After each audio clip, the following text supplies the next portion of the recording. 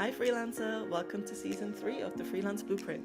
I'm your host Lisi, a freelance UX designer and digital nomad, and today we're joined by, well, it's just me, no guest interview this time.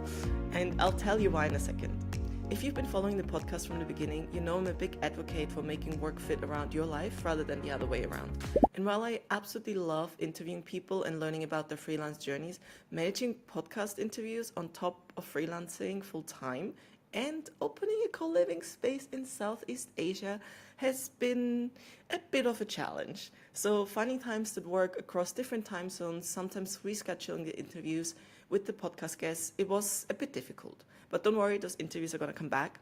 This podcast has been so much fun, and the feedback I got from you has been amazing. The first Spotify Wrapped I got showed that the Freelance Blueprint was actually in the top 5 podcasts for some of you, which means so much. So knowing that, even if it's just one person who actively listens, it's worth doing.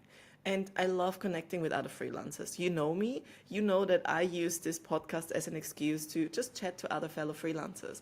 And hearing from you when you share how an episode has helped and resonated with you, it's such a nice feeling. So I'll bring those interviews back, but for this season, I'm going to experiment with some solo episodes. So today I want to focus on a topic that I think many freelancers forget about once they're past their early stage and they get busy freelancing. Often we get so overwhelmed with work that we lose track of why we started freelancing in the first place. So this is a reminder for myself too. I recently realized I've been working way too much, and between freelancing full-time, doing the podcast, the co-living space in Sri Lanka, I just put way too much on my plate. And I didn't enjoy things as much as I used to because I was thinking about work all the time. I was thinking of my massive to-do list all the time. And my life started to evolve around work, not the other way around. So something had to go. I decided it was time to pause the podcast to concentrate on the co-living. And it's something any freelancer should do. Pause and reflect on your life balance. Do you live to work or do you work to live? And a co-living project is so different to a freelance project. If this was a video game, freelancing feels like level 5, and opening co-living, especially in Asia, feels like level 1000. Like things don't go as planned ever. And when someone tells you something takes 2 days, it usually takes 2 weeks. And yeah, if anything happens at all. But that experience has also shown me how important customer service is. Being a client in some cases, instead of the person providing the service, you see things from a different angle. It's the same for freelancing. You will stand out when, and most of you fellow UX designers listening to this will know this, when you provide a great experience, a great customer service. And it's not just about completing the task that someone hired you to do, but delivering on time, communicating clearly, over-communicating, building trust with clients so they know they can rely on you to finish the task. And the quality of the work you deliver is important, but it's not as important as the experience they have working with you, because their experience is the reason why they might recommend you. But let's get back on topic for this episode. The thing most freelancers forget after a while is that your career should fit around your life, not the other way around. And that's why I don't like the term work-life balance. It should be life-work balance, but that sounds a little odd. So, how can you achieve this? Here's a simple exercise to help. You can do this exercise along with the podcast, or you can take notes and do it later, but I'll recap the steps towards the end of the episode anyway. But here's what you do. First, you write down every single task you do in your freelance business, no matter how small it is. It can be answering emails, deleting your spam emails, setting up a call with a client, writing proposals for new gigs, actually doing the freelance client work, and all the things that you do. So go ahead, press pause and write down all the tasks you do, and then come back to this episode once you're done. Or, you can just continue listening to it. But don't get distracted if you pause, come back to the episode. So once you got your list, you go through all of the items and you identify what you genuinely enjoy doing and what feels a little draining. For example, I love getting an email with a new lead in my inbox, but that's not something I actively do. So something that just happens, well, it doesn't just happen. You put systems in place for clients to know that you work, but that's a different topic. So that's something I enjoy doing, but I'm not such a fan of getting the back and forth, writing the emails of, okay, when are you available of a call? Send me a bit more detail about the project. I'd rather hop on the call. Or I love a good UX challenge, coming up with the user flows for a new app, but I've set up so many component libraries in Figma, it feels exhausting to push pixels. So there are things that I enjoy doing and I there are things that I don't enjoy doing as much. But others might enjoy those things. So what is exhausting for me doesn't mean it will be exhausting for you. Maybe you enjoy doing component libraries. Maybe you enjoy the back and forth emailing. Highlight the stuff, what it is for you on that list, and then look at all the things that you actually enjoy and what you don't enjoy doing. All right, now you've done that. Look at all the tasks you don't enjoy. And if you find yourself doing any of these repetitively, you can probably outsource them or put a system in place. So what's a system? It sounds complicated, but it's basically just a simple checklist for all the things you do over and over again to standardize it, to make it a simple routine, because that way you fast track it. And you don't have to do that yourself. Once you have the checklist, once it's repeatable, you can tell someone else to do it. You can hire an assistant for it. And outsourcing is such a game changer. Like, trust me, like one thing I always tell anyone to outsource is accounting, because it's just, most of us freelancers are probably not the best with numbers, or like accounting is like a whole job on its own. So that's the one thing I highly, highly, highly recommend that you outsource. But like I mentioned before, for example, the back and forth emailing for setting up a call with clients, it's something that happens a lot and it can be very time consuming. You can build a simple system by just having email templates you send to them, or you can be a bit smarter and set up a simple Calendly link. If you don't know what Calendly is, where have you been? It basically syncs with your calendar. So anyone with your Calendly link can book an appointment with you directly in a time slot that works for you. And no, this podcast is not sponsored by Calendly, but it's such an amazing tool that it's easy to use and it saved me a ton of time. So I'm always recommending it. But there are also alternative tools that you can use for free. For example, maybe you remember the podcast episode I had with Ben.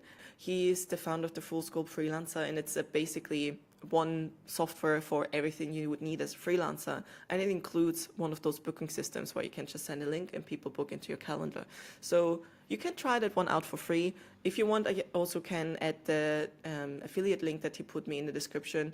And basically when you sign up with that, your trial, I think instead of 1 week, it's 2 weeks or something like that. So feel free to try it out. But back to the topic. So you've looked at all the things you do, at all the things you enjoy and don't enjoy doing, and what of those things you can replace with a system. So what do you do next? Well, of course, you have to set those things in place. It's not just, okay, what can I put in a system? Find that system that you can replace it with. And also, the next step is adding some fun to your work and eliminating the things that aren't as much fun. I mean, you will not always be able to eliminate those things, but you can add more things that you enjoy, or you can make the things that you don't enjoy as much a little bit more enjoyable.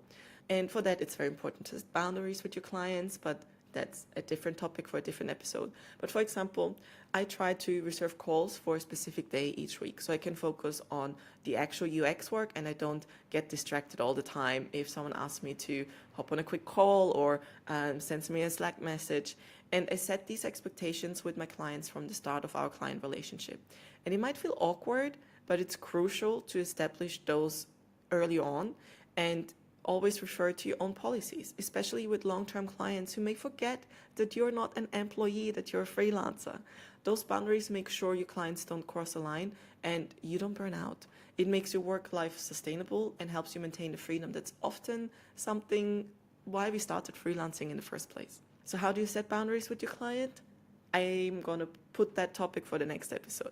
So you can tell I struggle a little bit to keep these on topic without having an interview. It's a little bit more tricky to do these episodes and it's just me waffling around. So if you made it this far, congratulations and thank you. So, okay, next step. It's about adding more fun to the things that are a little bit less exciting to do. So how can you add more fun? And basically you need to add things that are rewarding. For example, you can reward yourself with a co-working session with your freelance friends in your favorite coffee shop.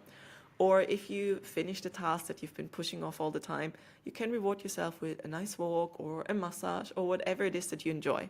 Find out what it is that you like doing. Add pauses into your work life and yeah, make it fun. Like you can put on a playlist, you can work with your friends. Like that's the nice thing when you're your own boss, like you choose your colleagues. And don't forget, your work fits around your life, not the other way around. You should enjoy your life. As from what I know, we only have this one life, so Let's milk it while we can. But to do that, we also need money, which is another topic for another podcast. But on that note, here's another reminder. Your time is more valuable than money. You can always make more money, but you can never get your time back. So prioritize your mental health, your sleep, your well-being.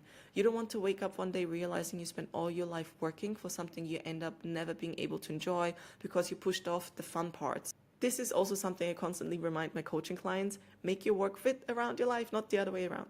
So let's sum it up. How do you create a work environment that fits around your life? First, you write down everything you do for work. Second, you highlight what you enjoy doing and look at all the things you don't enjoy doing. Third, you create systems for the things that you don't enjoy doing and you outsource them when you can. And fourth, you set boundaries to protect your time and energy and not slip back into making work overtake your life, because it can happen. Trust me, it happened to me a lot. And don't forget to have some fun. So work remotely with your friends in a coffee shop, change your workspace. Maybe you just want to add a nice candle, or I don't know, do something nice, do something that makes you look forward to sitting on your desk. After all, the beauty of freelancing is that you're in control. You don't have to ask your boss for permission to take time off. You're the boss, so make it work for you. That's it for today. I'd love to know what you think of these type of episodes. Did you find it useful? Did you prefer the interviews? Do you feel called out? If you're listening on Spotify, you can simply reply to this episode. Let me know what you think of it. If you're watching this on YouTube, just comment below how you feel about this new format. But if you're listening on Apple or anywhere else, you can also reach out to me on Instagram. My Instagram is @Elisabeth Mayr, Elisabeth with an S, Mayr. And I want to make this podcast as useful for you as possible, so your feedback would be very valuable. If you like this episode or you think someone else could benefit from listening, you can share it with your friends, or you can leave a 5-star rating. But yeah, that's it for me, and I can't wait to have you join again next week, where we are going to talk about setting boundaries with your clients. So thanks for listening. Bye.